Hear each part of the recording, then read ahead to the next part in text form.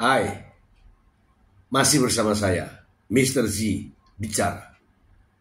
Tentu saja bicara tentang kebenaran, berdasarkan fakta, data, dan realita. Teman-teman, ini adalah menjelang tuntutan jaksa penuntut umum terhadap terdakwa Nikita Mirzani yang insya Allah ya akan dibacakan besok, hari Kamis tanggal 9 Oktober 2025. Kira-kira apakah jaksa akan menuntut maksimal terhadap terdakwa? Dan apa kira-kira nih alasannya? Kita akan mengulas ini teman-teman, khusus ya terhadap menjelang tuntutan jaksa penuntut umum. Seperti kita ketahui bersama bahwa terdakwa Nikita Mirzani dan Mail Saputra dijerat dengan tindak pidana pemerasan dan pencucian uang, sebagaimana diatur dalam pasal 369 junto pasal 27B, kemudian pasal 3 Undang-Undang Tindak Pidana Pencucian Uang, yang mana dalam proses persidangan, dalam perjalanannya sidang, ini kita masih terus ya melakukan bantahan-bantahan secara narasi, secara pernyataan. Namun bantahan-bantahan itu tidak didukung dengan bukti apapun. Ingat ya, ketika membantah suatu dakwaan maka haruslah dibuktikan dengan alat bukti maupun fakta. Sementara Nikita Mirzani membantahnya tetapi tidak pernah menghadirkan atau menunjukkan bukti bahwa dakwaan jaksa itu tidak benar. Iya, memang ya, ada dihadirkan beberapa saksi dan juga beberapa ahli, namun semuanya itu hanya narasi, tidak ada bukti. Oke, sehingga menurut pendapat saya sia-sia membantah, tetapi kalau tidak dilengkapi dengan fakta dan bukti. Kemudian yang jadi sorotan berikutnya adalah sikap dan perilaku terdakwa. Seperti kita ketahui bersama, Anda juga melihatnya di dalam setiap kali persidangan ada saja ya sikap dan perilaku terdakwa.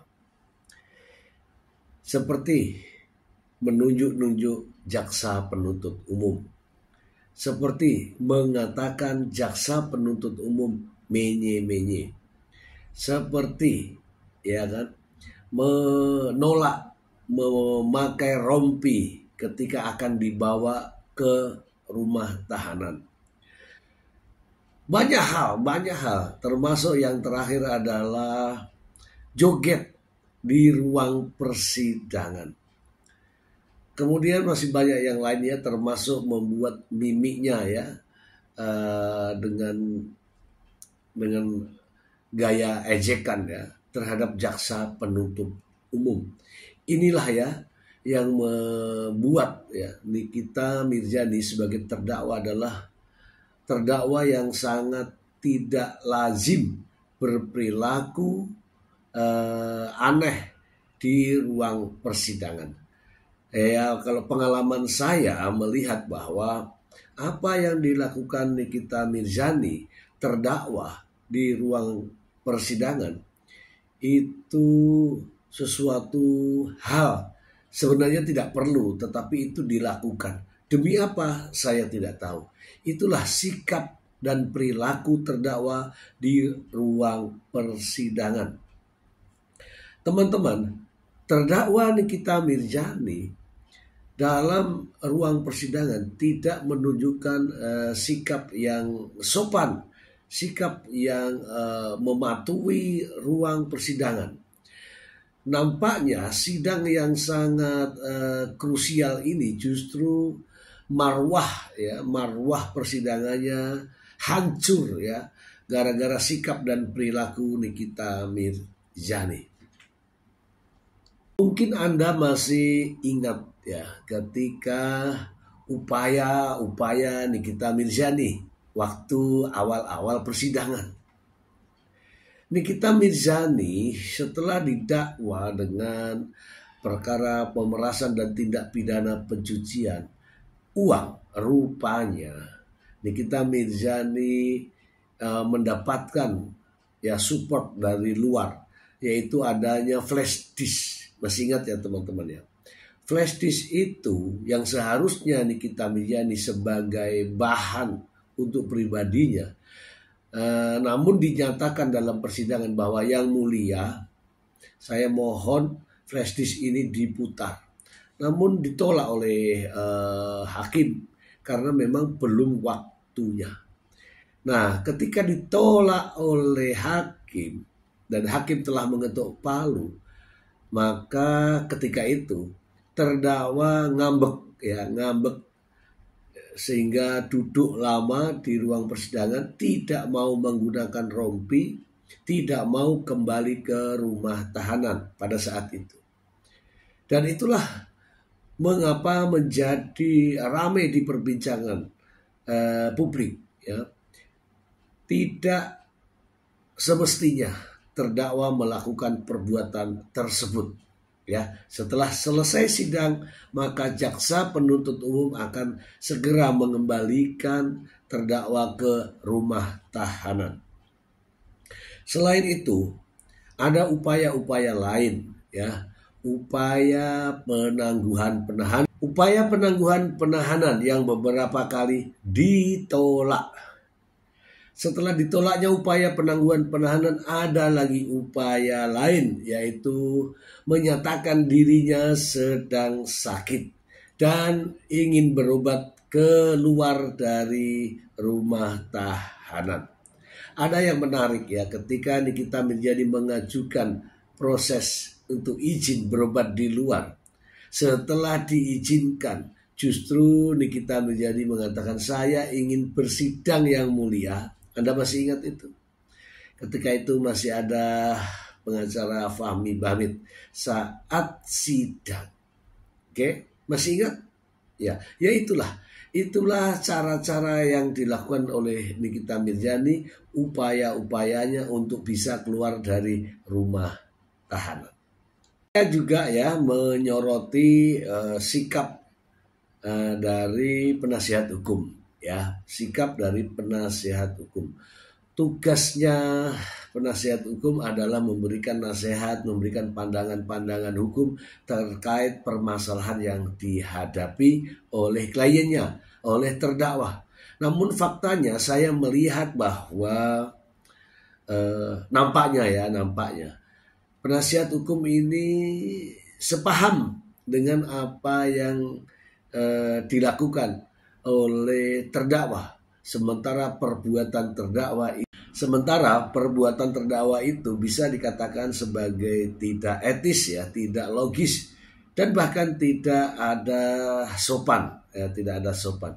Namun nampaknya penasihat hukum ini enjoy saja ya, tidak menegur dan juga tidak memberikan arahan, bahkan terkesan sepakat dengan apa yang dilakukan oleh terdakwa. Seharusnya ini tidak perlu ya teman-teman ya. Nampaknya penasihat hukum ini sepakat dengan apa yang dilakukan ya, sikap dan perilaku terdakwa. Padahal seharusnya penasihat hukum memberikan nasihat ya, bimbingan ataupun pandangan terhadap terdakwa agar berperilaku sopan di dalam persidangan. Bahkan seharusnya penasihat hukum harus memberikan nasihat atau pemahaman bahwa terdakwa harus bersikap jujur dan terbuka ketika di ruang persidangan. justru bukan seperti ini. Mengelak, membantah, tetapi tidak didukung dengan adanya bukti-bukti dan fakta. Ini semua adalah fakta-fakta persidangan. Semoga teman-teman mengingat kembali beberapa kali sidang yang lalu Nikita Mirzani justru bersikap yang tidak lazim, dan hal ini nampaknya ya didukung oleh penasihat hukumnya. Oke teman-teman, itu saja. Semoga informasi ini bermanfaat untuk Anda menjelang tuntutan jaksa penuntut umum terhadap terdakwa. Berapa tahun tuntutannya menurut Anda? Silahkan tulis di dalam kolom komentar. Terima kasih. Bye. Meskipun Anda memberikan dukungan kepada siapapun yang Anda dukung, tapi lihatlah juga fakta-fakta dari jejak digital. Bagaimana jejak digitalnya begitu banyak kok Anda begitu ya? Ini Anda itu maksudnya para pendukung-pendukung mengira bahwa kami justru lawan. Kami bukan lawan. Saya bukan lawan, hanya saya terus terang saya tidak mendukung. Saya tidak mendukung. Kenapa? Karena saya bukan penggemarnya. Kalau saya menggemari orang ya karena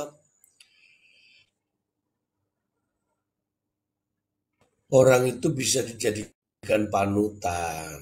Orang itu bisa dijadikan. Nah kira-kira apakah bisa orang itu bisa dijadikan tauladan atau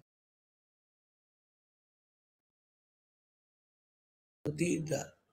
Menghadapi persidangan saja seperti ini, tidak ada rasa hormat terhadap hak, ada rasa hormat terhadap penasihat hukumnya.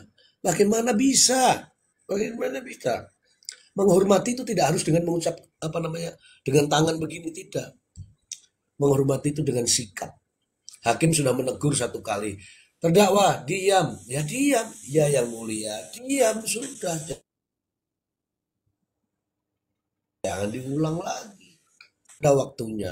Masih ingat teman-teman ketika memaksakan diri untuk memutarkan flash disk yang pertama, sehingga ia tidak mau kembali ke rutan, tidak mau pakai rompi, kemudian tidak mau untuk, akhirnya hakim pun memutuskan dok terus ditinggalkan begitu. Artinya apa? Jika tidak menghormati persidangan, maka juga hakim tidak akan menghormati terdakwa itu sendiri. Banyak kok kemarin ada ya Bang Dev ya. Bang Dev itu seorang terdakwa pada saat itu mantan napi menjelaskan di sini ya. Jadi kalau logika maksimal ini berarti 20 tahun ya. 20 tahun. Itulah. Jadi mestinya ya. Pasal 3 TPPU-nya ya. Karena kan itu nggak bisa tuh kalau misalkan itu kan maksimal ancaman pidananya di sana. Kalau misalkan kita baca pasal 10 KUHP itu kan berarti ancaman pidana penjara maksimal itu kan 20 tahun. Dia nggak boleh lebih, jadi nggak boleh 21 tahun. Jadi kalau mau ditambahkan sepertiga itu udah nggak mungkin. Nggak mungkin. Berarti kan kalau ditambahkan sepertiga berarti kurang lebih 27 tahun kali ya. 26 lah. 26,666666666. Nah itu. Dan itu sesuatu yang nggak mungkin. Iya nggak mungkin. Nggak mungkin. Iya sih, saya nggak tahu kira-kira nanti penjatuhan pidananya berapa. Cuman kalau dugaan kita kan mungkin sama lah seperti kayak Kak Joki, terus Kak Nona, terus yang lainnya juga Bang Maxi, Bang Leon. Sebenarnya sih kedua pasal ini sebenarnya kalau kita pakai pendekatan logika sederhana aja lah. Sudah terbukti kedua pasal ini. Cuman problematiknya itu apakah hakim memang pada akhirnya mempertimbangkan benar-benar kaitannya dengan mens rea pada pasal 3 Undang-Undang Nomor 8 Tahun 2010 itu. Kaitannya dengan tindak pidana pencucian uang. Nah, karena itulah artinya di sana itu kan pidananya lumayan berat ya 20 tahun. Ancaman maksimalnya ya 20 tahun. Nah, ini sih yang menjadi saya sih artinya kadang-kadang kalau tindak pidana seperti ini nih hakim kadang-kadang agak gimana gitu loh. Kayak gimana. Itu yang jadi apa namanya kadang-kadang kita harus ngintip nih kira-kira nih hakim berani nggak kira-kira. Kalau dia maksimal di kalau dia hanya di pasal 369 berarti ancaman pidananya udah jelas ya. Cuman begini, kalau dalam pertimbangan penjatuhan pidana itu kan ada tujuan pemidanaan tuh biasanya. Jadi Anda yang bersifat absolut, dia itu retributif berarti pembalasan tuh ya. Jadi kalau logika maksimal ini berarti 20 tahun ya. 20 tahun. Itulah. Jadi mestinya ya. Pasal 3 TPPU-nya ya. Karena kan itu nggak bisa tuh kalau misalkan itu kan maksimal ancaman pidananya di sana. Kalau misalkan kita baca pasal 10 KUHP itu kan berarti ancaman pidana penjara maksimal itu kan 20 tahun. Dia nggak boleh lebih, jadi nggak boleh 21 tahun. Jadi kalau mau ditambahkan sepertiga itu udah nggak mungkin. Nggak mungkin. Berarti kan kalau ditambahkan sepertiga berarti kurang lebih 27 tahun kali ya. 26 lah. Betul, 26,6666666. Nah itu. Dan itu sesuatu yang nggak mungkin. Iya nggak mungkin. Nggak mungkin. Iya sih, saya nggak tahu kira-kira nanti penjatuhan pidananya berapa. Cuman kalau dugaan kita kan mungkin sama lah seperti kayak Kak Joki, terus Kak Nona, terus yang lainnya juga Bang Maksi, Bang Leon. Sebenarnya sih kedua pasal ini sebenarnya kalau kita pakai pendekatan logika sederhana aja lah. Sudah terbukti kedua pasal ini. Cuman problematiknya itu apakah hakim memang pada akhirnya mempertimbangkan benar-benar kaitannya dengan mens rea pada pasal 3 Undang-Undang Nomor 8 Tahun 2010 itu. Kaitannya dengan tindak pidana pencucian uang. Karena itulah artinya di sana itu kan pidananya lumayan berat ya 20 tahun. Ancaman maksimalnya ya 20 tahun. Ini sih yang menjadi saya sih artinya kadang-kadang kalau tindak pidana seperti ini nih hakim kadang-kadang agak gimana gitu loh. Kayak gimana. Itu yang jadi apa namanya kadang-kadang kita harus ngintip nih kira-kira nih hakim berani nggak kira-kira. Kalau dia maksimal di kalau dia hanya di pasal 369 berarti ancaman pidananya udah jelas ya. Cuman begini, kalau dalam pertimbangan penjatuhan pidana itu kan ada tujuan pemidanaan tuh biasanya. Jadi Anda yang bersifat absolut, dia itu retributif berarti pembalasan tuh ya. Betul. Apa yang disampaikan Mr. Z itu. Jadi bukan hanya karakter dari terdakwa saja yang sudah terbaca oleh hakim, tapi karakter dari jenis kejahatannya. Itu modus operandinya kan sudah bolak-balik ditangani oleh hakim. Bahkan mulai dari penyidik saja. Ya, kalau mengingat pengalamannya Mr. Z dulu jadi kepala kantor di Polri itu kan, paham aja itu. Kayak sebelum naik sidik itu kan laporan dari masyarakat yang bilang bahwa oh ini motor saya kecurian, setelah dipanggil siapa pelakunya baru bilang mohon maaf itu saya sebenarnya mau minjem cuma orang yang punya motor nggak ada jadi saya ambil aja, nah kebetulan nanti mau kembalikan baru saya minta izin, padahal penyidik itu kan sudah tahu. Alah lu kalau sudah ketahuan begini aja baru ngakunya begitu, kalau nggak ketahuan ya nyolong namanya. Ya sama aja dia melihat, hakim juga melihat modus operandi dan tipikal atau karakter dari satu kejahatan. Bagaimana kemarin kita lihat saja, saya sempat nonton sedikit itu Mr. Z keterangan dari terdakwa terakhir itu waktu diperiksa oleh jaksa. Dia bertanya tentang tanggal segini kamu bilang bahwa bilang si Mail untuk secepatnya tagih tuh sama si sana harus masa aku lagi yang nagih ya kan. Habis itu besoknya di tanggal yang sama Mail menyampaikan langsung kepada Reza untuk secepatnya kasih dananya. Tapi waktu ditanya sama jaksa, benarkah ini? Oh, itu bukan tentang dana itu kok, itu tentang hal lain yang kebetulan segitu juga jumlahnya. Habis itu ditanya, tapi besoknya kamu juga ngomong juga sama dokter Oki dengan omongan yang sama bahwa ini loh jumlah 4 liter. Oh, 4 liter itu maksudnya adalah perpanjangan kontrak saya di BA. Kok bisa ada kebetulan yang luar biasa 3 hari berturut-turut dengan percakapan yang isi objeknya itu sama, jumlahnya sama, tapi menurut si terdakwa beda-beda peruntukannya.